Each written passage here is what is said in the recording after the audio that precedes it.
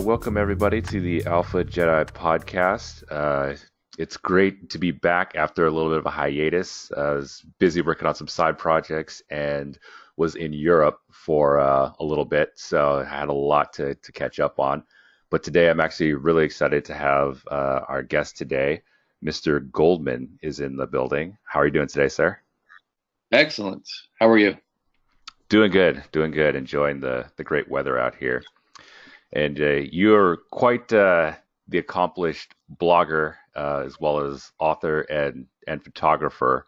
Just to give folks that may not know who you are a little bit of background. And my first question for you is, what kind of photography, art, or music do you draw your inspiration from? It was, I'd say, well, right now I am trying to do things completely on my own. So I'm getting most of my inspiration just from nature and being out in the street and talking to people. Hmm. Whereas when I was growing up, man, I was like a vacuum. I was a total vacuum when it came to information, art influences, especially through literature. A lot of fiction, a lot of the great 20th century American writers Mm. like Kurt Vonnegut, Ernest Hemingway. Okay. Um, Jack Kerouac, all these guys with a real sense of adventure. I mean, I've listed most of my major influences on my blog, goldmundunleashed.com. Hmm. So people feel free to scroll through there. But yeah, I used to be really big into the music scene, especially in New York, in like, turn of the century, late 90s, early 2000s. The music scene in New York was really, really exciting.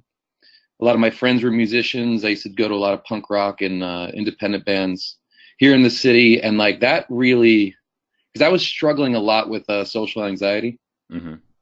and like just being in my head so much, and seeing live music.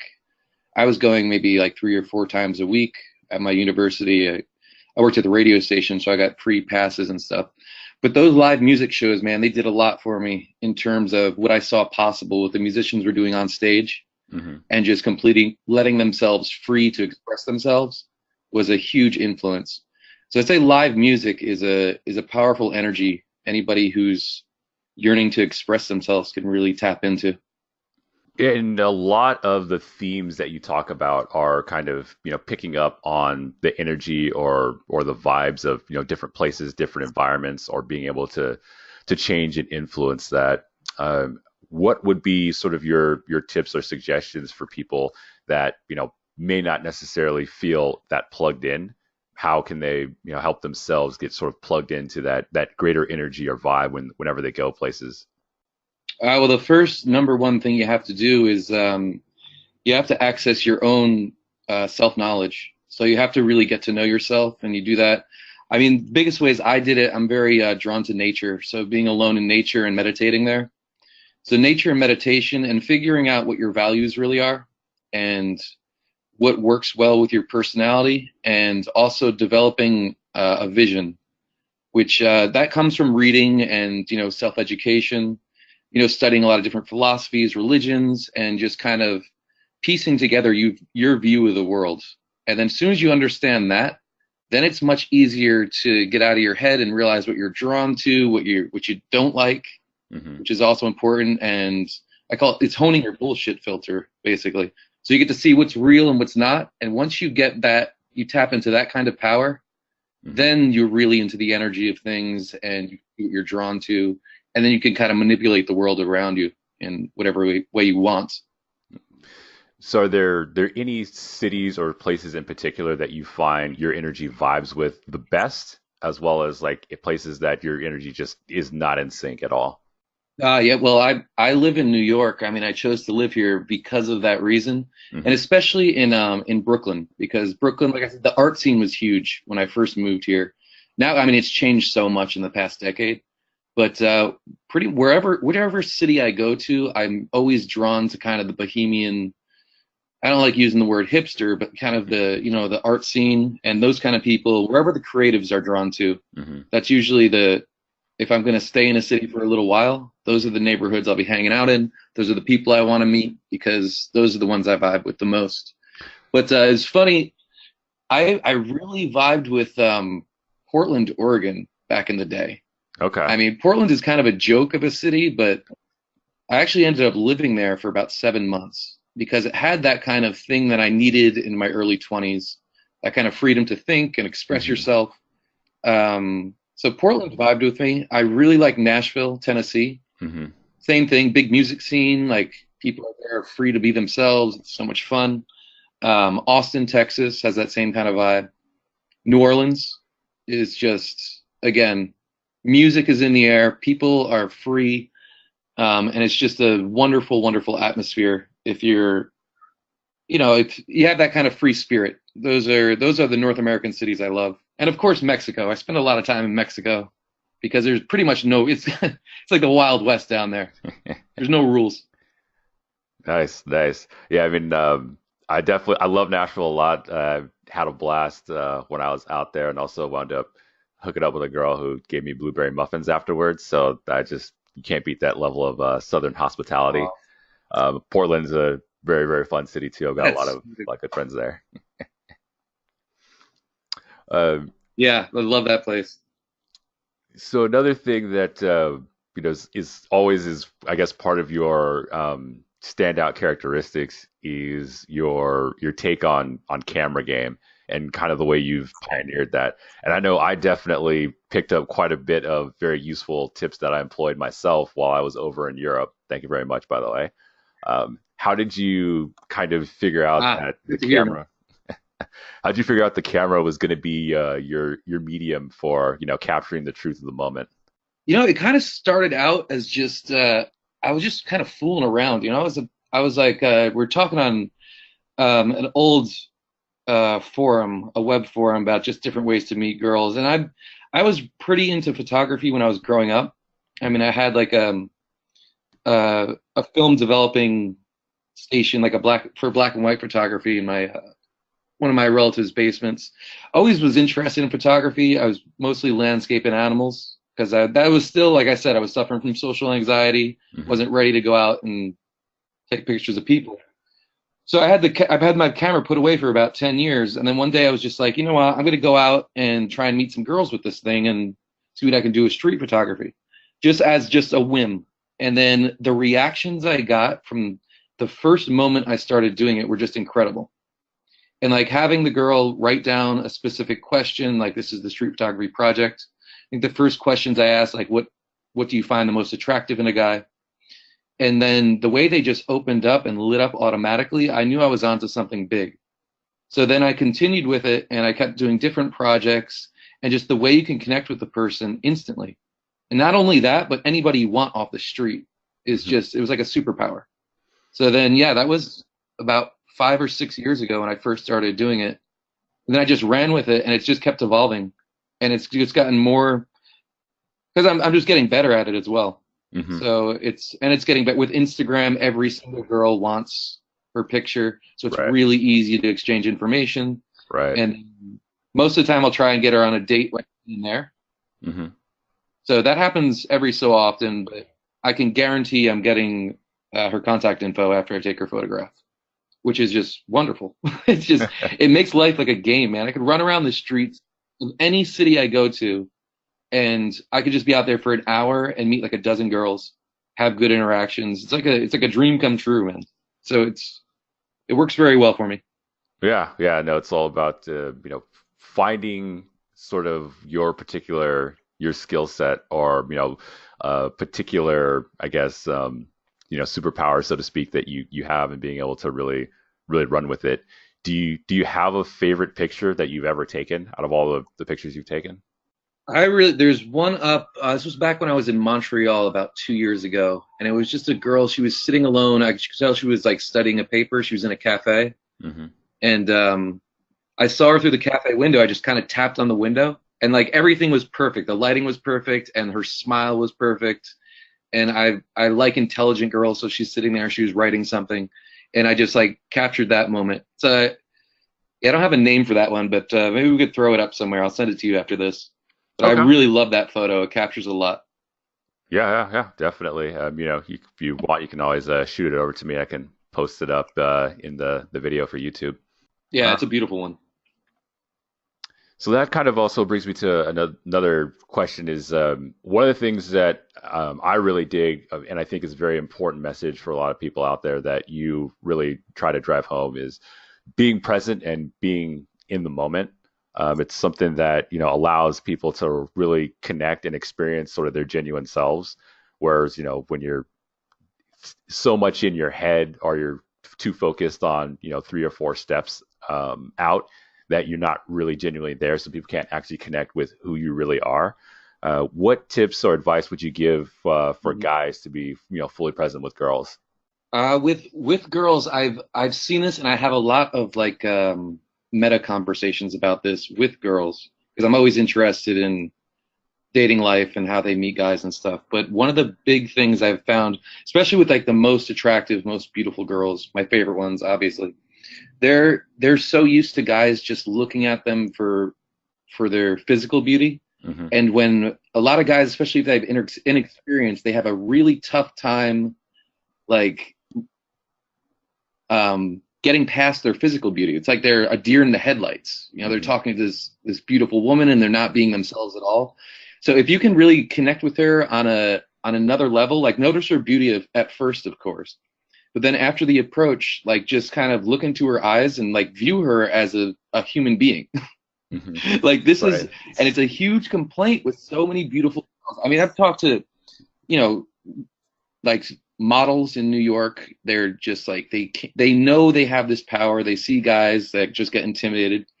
So the way you do that, I first, when I was getting practice, like first doing like cold approaches on really attractive women, the good thing I had that really helped, what I kept in the back of my mind was to view them as if they were little girls again, right?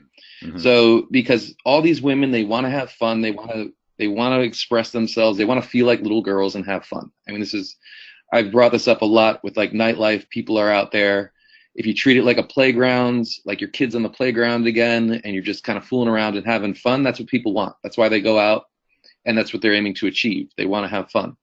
So if you can view her as a little girl that she really still is inside, and I really do believe this with even women as they get older, they all have this little girl inside that really wants to come out. So if you approach them like that, it really helps ground you. Mm-hmm. And then, then it's easy to flirt and tease and, be seductive. So that's what I try and do. I try and, like, a lot of people even compare me the way I view world. It's like, yeah, I kind of view world like a child, like like innocent, want to have fun. I mean, of course, the seduction, I'm an adult who wants to seduce, but that childlike, playful energy has been a very powerful force.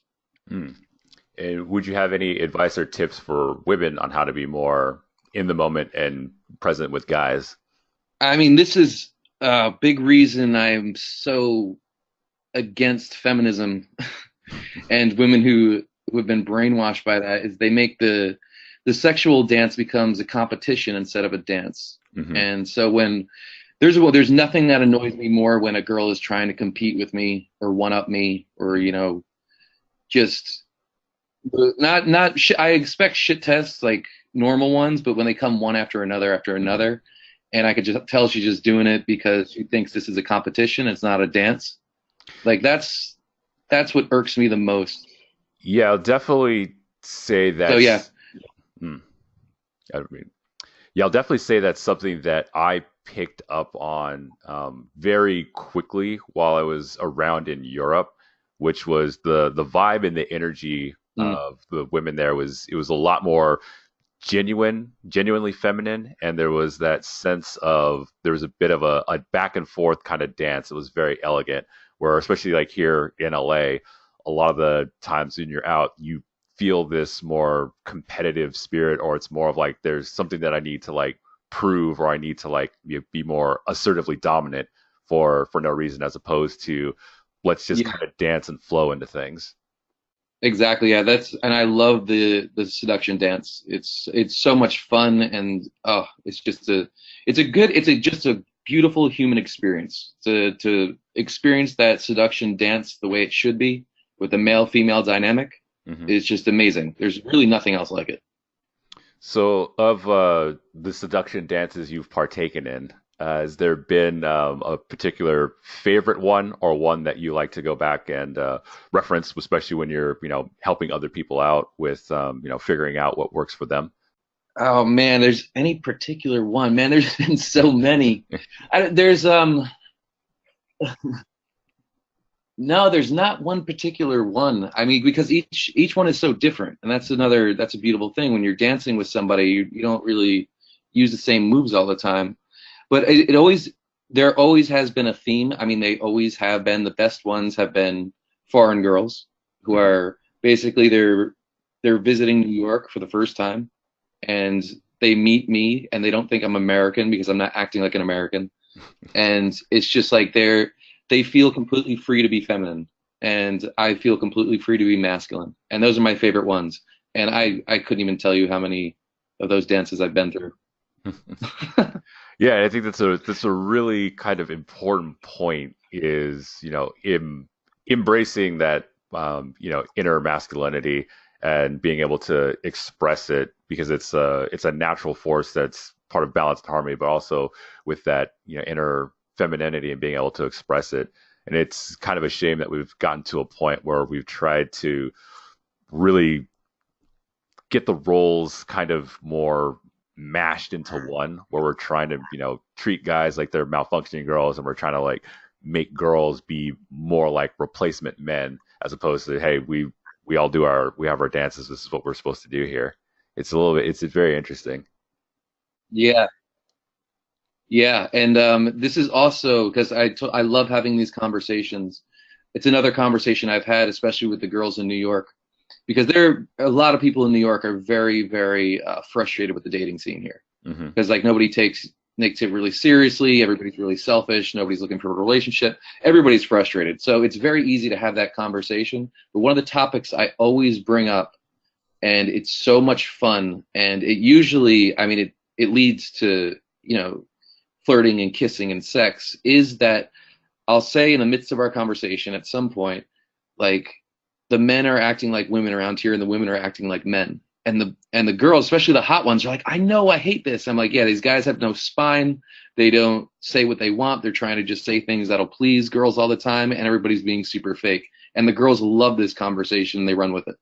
The feminine girls, of course, not the feminists. I avoid them like the plague. Yeah, I have a lot of those conversations too because I'm a bit of a lifestyle and relationship coach. Is one of the things I do out here, and so that's a very common theme in LA too. Is that especially what's I found interesting is I found that women as a whole have been more victimized by the more recent feminist movement in the sense that they've drilled the point home and have tried to morph men into something that they weren't designed to be. And now they're suffering because of it Mhm. because they can't find the ideal guys that they want and are striving for, even though this has been something that's been trying to be pushed and forced in this direction for the last like 20 years or so. Yeah, yeah, it makes for a fascinating conversation, that's for sure. Yeah. I think Jack Nicholson said it best, where he said, "You give feminists what they want, they'll defeat themselves." It's happening. Well, so I got to talk about it just because it comes up a lot, especially on the podcast with you in CMQ.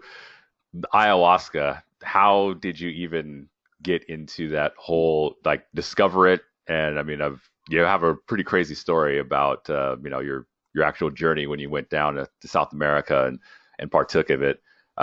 Yeah, how did that whole thing just come up? Was there like a calling one day where you just woke up and like, hey, this is something I need to look into? Well, I've always I was reading. I read a lot, read everything I can, and I was at that time. This was about 6 years ago. I was teaching at a university here in New York, and I was teaching a science class. So I was doing a lot of research on botany and stuff like this to prepare for myself for the class. And then I was reading about ayahuasca, and I was like, wow, sounds really interesting. I mean, I've had very good experiences with peyote before and mushrooms, but ayahuasca seemed like something on another level. So I had this in my mind, and I was like doing research. I was looking at places in Peru to do a ceremony. I couldn't really find anybody reliable. And then one of the visiting professors at the university I was at, he was from Peru.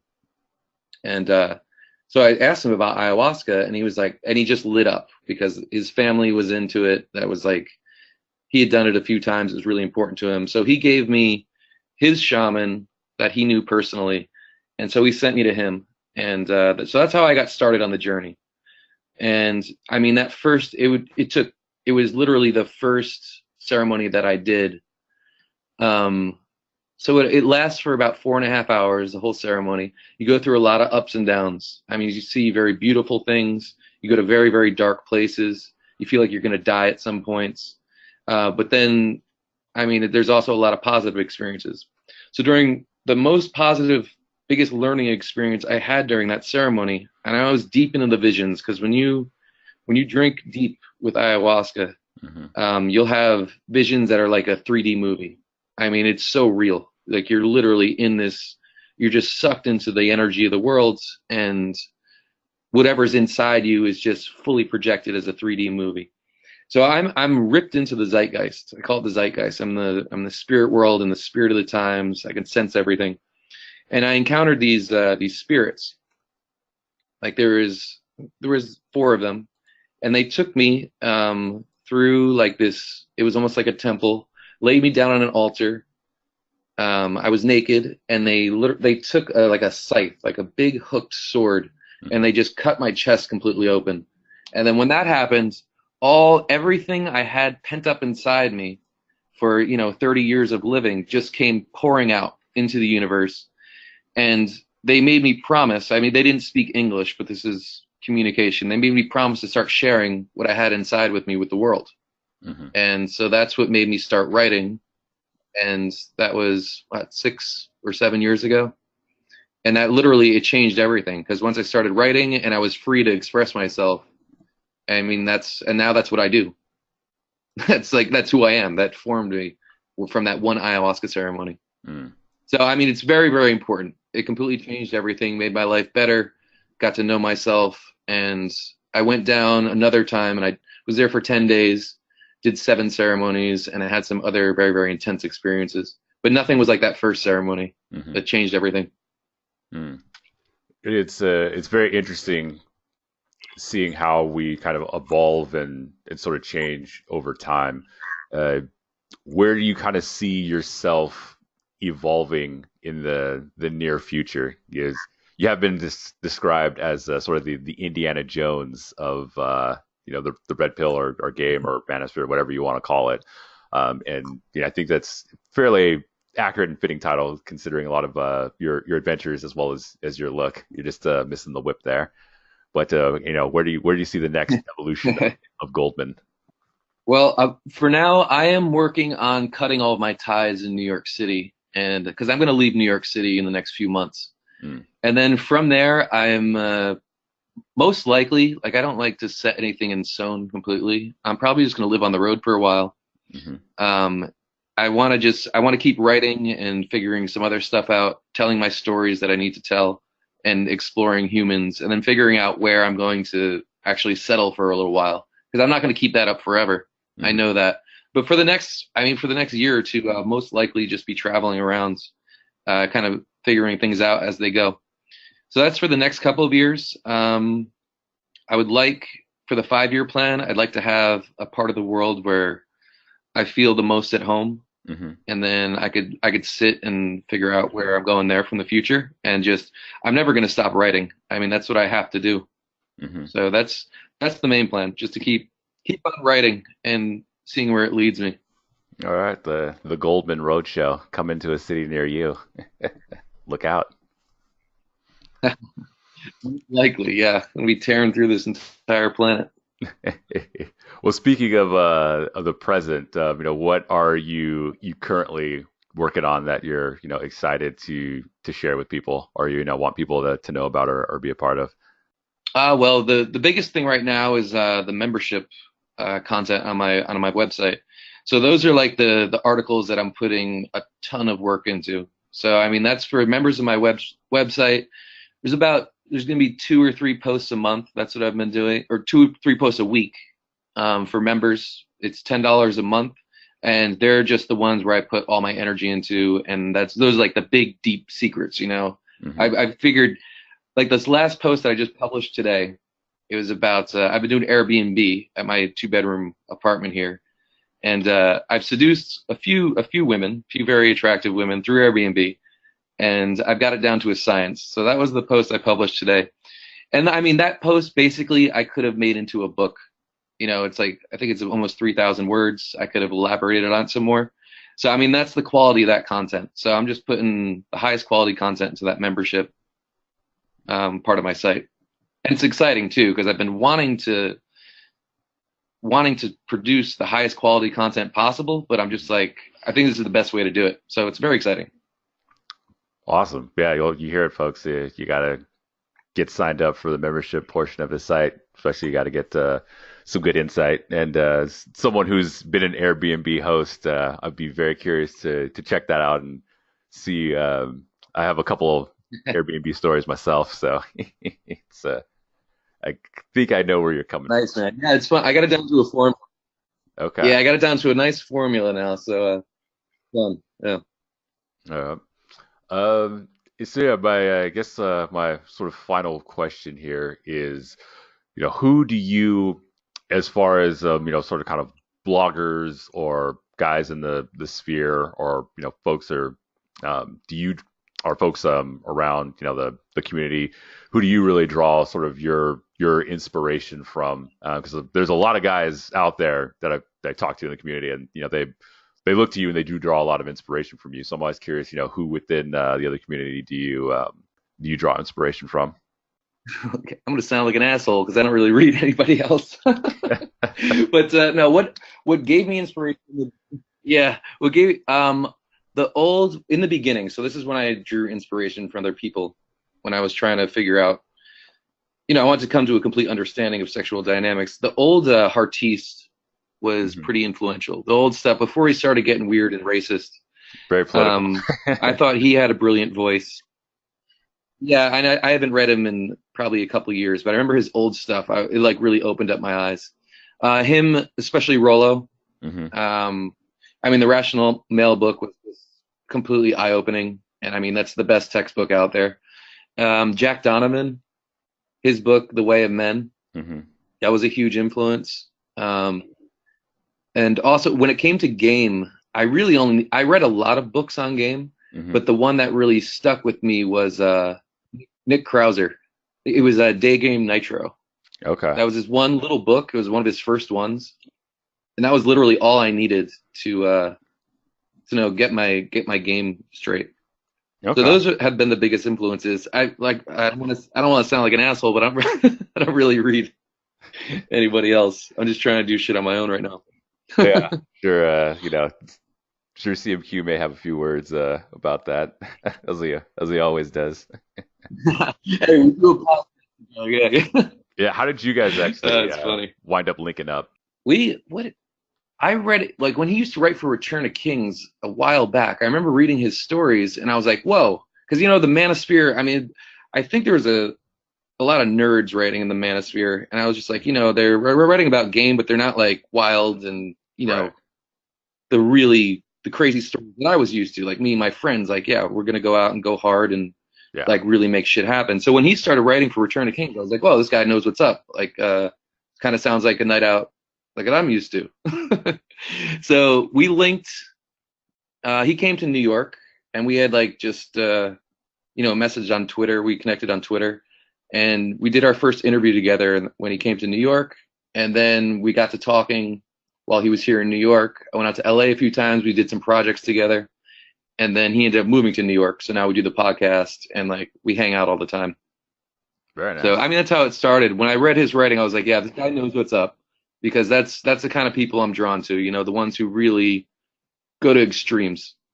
Yeah. Yeah. And I think he's also one of the few that is got a very good sense about the importance of sort of entrepreneurship and kind of business success as well, where a lot of guys out there in the sphere are a little bit, Yeah. focused on just the pure, talk to girls kind of thing. He's definitely very much on the, hey, build a lifestyle.